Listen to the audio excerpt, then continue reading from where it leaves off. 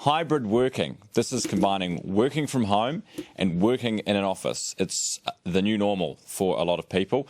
Could it be causing more harm than good, though? And what do employee team? Joining us now is Robert Walters' Country Director, Shay Peters, to explain some of the research that they have done. Shay, good morning. Good morning.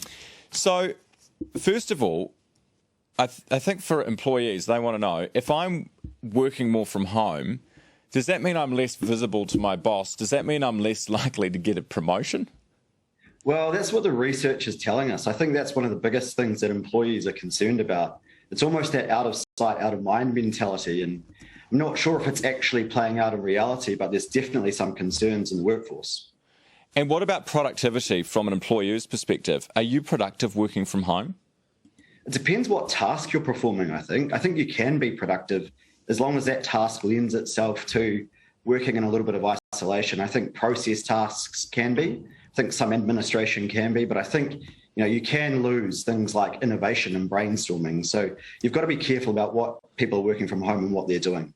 When all this started and then we had the pandemic and people started working at home, did they jump into it with 2 feet and prove we can do this? But now are people starting to be people and skiving off? Yeah, well, I think 100%. I think people really wanted to prove that working from home was productive to allow them to be able to do that in the future. But I think people are actually now not necessarily skiving off, but I think there is a nervousness that they might be not necessarily fulfilling the tasks that they need to be. But I think that's just a general nervousness. What I see is productivity is generally up across the board. So, that might be ill-founded. Shay, what are you got to do to make sure on the other end of the spectrum that you work at home and that you don't live at work? That's a tough one. And I think that was another general theme that came through really clearly. It's the blurring of the lines between the workplace and the home life. And I think even I felt, during various lockdowns, trying to switch off at the end of the day when your laptop's just sitting there on the kitchen table. That's what people are really finding it hard. That switching off bit is starting to affect people's mental well-being.